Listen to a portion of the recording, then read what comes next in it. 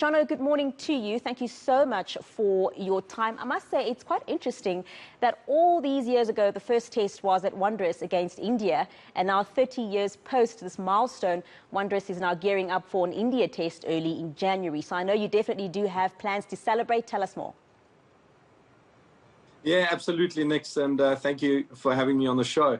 Yeah, 26th of November in 1992 was the very first match between South Africa and India post-readmission.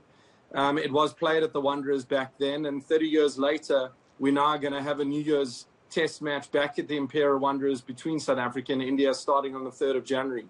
So really a celebration of 30 years of cricket within the country, 30 years of significant changes within the sport of the country. And we're really excited to host the match at the Imperial Wanderers come 3 January and really celebrate the sport, celebrate all the people that have come before over the past 30 years and prior to that. And really look to path the way forward and allow the next generation of cricketer to dream big, to play at the Imperial Wanderers, to represent our country, and hopefully in 30 years' time be celebrating more successes. So just before the fourth wave in our country, SuperSport Park had plans of applying to have more than the allowed 2,000 spectators. And then we saw Omicron, and then now we're in a fourth wave. And Wondrous is a beautiful stadium. Everybody loves Wondrous. You know, you guys are a family-orientated stadium. Everybody loves the vibe that is there as well. So with that in mind, being that there will only be 2,000 fans, what are your plans of getting all the spectators at home involved in these celebrations come January? Yeah, next we're trying all kinds of innovative things to make sure that it is a fan-centric experience for those that are sitting in their living rooms at home wanting to watch their beloved Proteas playing India in what's going to be a great series of Test cricket and ODI cricket. So there are a few tricks up our sleeve, and hopefully we'll get them across the line with government and other, so that our fans can enjoy the matches at home, and our young players that are, as I said earlier, dreaming big of playing for this country one day can aspire and look at their heroes and their mentors, and hopefully when these gates open at all our big stadiums again, we can have them flooded with loving fans that want to return. But certainly we're excited to celebrate 30 years of cricket within the country, 30 years of cricket at the Imperial Wanderers Stadium since readmission. And the 28th of November 2022, we're going to have a real fun and exciting celebration to signify that. Certainly the Wanderers has transformed over that time. We had the Unity Stand built in 1992. We now have the Ellie's Open East, and we've got the McDonald's family area, and at this beautiful Imperial Wanderers Stadium. And a stadium that's really multi-purpose, Nix, over recent years. We've got a yoga studio now. We've got permanent tenants on site. We've got a world-class sports medical center. We've got a sports shop. Permanent day-to-day tenants that really live and work within the stadium, and we've given the community the sense that the light's always on. So no longer is it just a cricket stadium, but it's a stadium that cricket's played in. And certainly come the 3rd of January 2022, we're going to signify 30 years of some really good competitive cricket between South Africa and India, and we're going to celebrate democracy in this country and what's really achievable when people unite with a common vision and keep holding hands to make and build a stronger South Africa together. Jono, I've seen your medical centre, so I must commend you on that one. It really is lovely. You are a very involved CEO. You know, there's a lot of CEOs who are just at the top. They don't know their staff members that are on the ground. And you're a very involved CEO, not only with your staff and administration, but the players as well. So you know how they're doing on a daily basis. How do they feel about this 30 years? And I'm asking you that because we've recently seen what has happened at the SJN, which shows us that there are many players who still feel that cricket is not quite transformed. So as we celebrate the 30 years, how are your players at the Lions feeling currently when it comes to transformation? Yeah, next we're in a really good place as a team, from a diversity point of view, from a transformation point of view, from an inclusivity point of view. And we're not only striving for equality, but striving for equity as well. And if I look what we've done in the women's game over recent years, giving them contracts and making them feel a part of the system, from blind cricket to the deaf cricketers to our women cricketers. Really, transformation for us is not just about a black and white thing. It's really about organizational transformation. It's about a mindset shift. It's about making sure that everyone feels a sense of belonging within that environment of the Imperial Wanderers and within the family of Lions cricket. So yes, South African cricket, if we're brutally honest, has not transformed to the level it should have over 30 years. And there still are many, many gaps to fill. But certainly with our diverse board, with a board that is... sorry, Nix, I may have lost you there for a moment. Certainly with our diverse board and with a board that's really focused on transformation as a number one objective and priority, I'm really comfortable that in years to come, Lions will continue to be the leaders in the space and continue to develop both on the playing field and off it.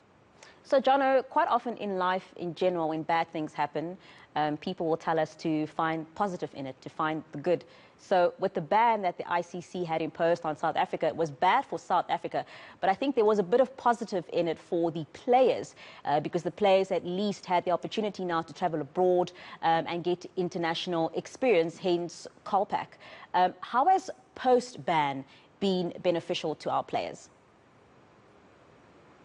Yeah, certainly it's given great opportunity. And if we speak about quality of opportunity, there are many players today that will feel aggrieved by the ban because they lost out on so many years of playing for our country. And you'll feel those that reflect and say, well, they were in the right place at the right time, post-readmission. So certainly I think there'll be a lot of mixed feelings on the ground, a lot of players that feel positive and negative about what happened. But certainly I think we've got to look at the positive now. And what's now is a Protea team that really are world beaters, a Protea team that can get back to the number one status in world cricket. And we've really got some top players. If you look at the Khakisa Rabadas of the world, Captain Ntemba Bavuma, and some of the players that come out of our provinces around the country and represent us proudly, is something that we need to celebrate as a country. And as I say, as long as we can focus on the right things and not get caught up in the noise, South African cricket is really at a place now where it can propel to the next level and make sure it reinstates itself as the number one leading country in the world as far as cricket is concerned.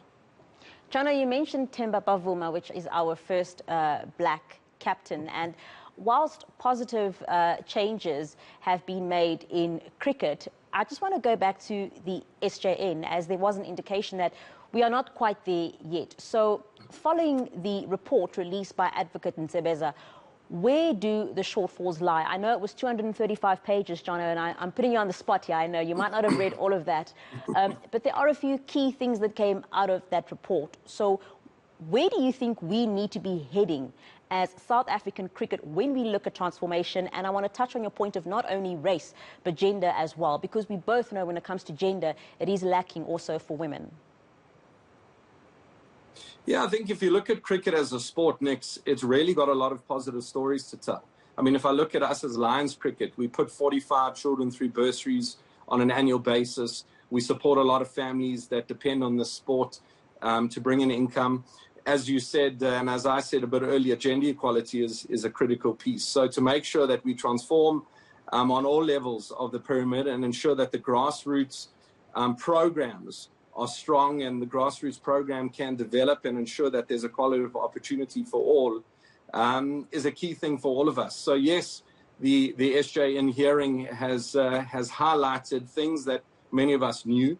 It's put a spotlight on probably some things that we didn't, but it's allowed us as cricket to reflect at what's been tough and robust discussions. And I think that is what cricket's good at. They're not afraid to have these tough conversations. They're not afraid to tackle these kind of topics head on, because ultimately we all want the same thing, and that's to transform South Africa, a team that's on the field that are world beaters, a team that's on the field that reflects us as a country, and a team that's on the field that we can be proud of. And as long as we don't get caught up, as I said earlier, in the noise and in the things that sometimes suck our energy, and rather be energizers than energy sappers, I believe cricket's really going to propel itself forward. If I look at the under-16s that I went to go visit yesterday playing in a final, our girls from Lions cricket were unbeaten at the under-16 National Week. Majority are black players. If I look at the under-16 boys that competed now at the under-16 National Week, majority are black players. If I look at our women playing their third match today, currently are unbeaten, the under-19 Kamajola Coke Week that's happening in Potch, majority black players. So as long as coaches and administrators are aligned with a common vision and not to be maliciously compliant, as I often challenge other people to be, because sometimes I call it malicious compliance.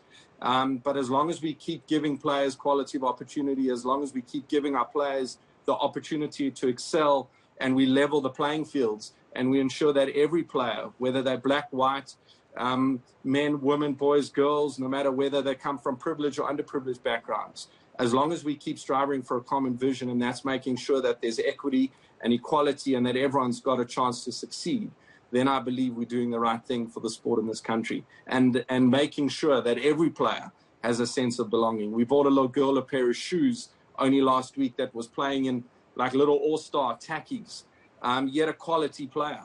And with that little pair of shoes, she took 5 wickets in the next game with utter delight on her face and huge elation that she had succeeded.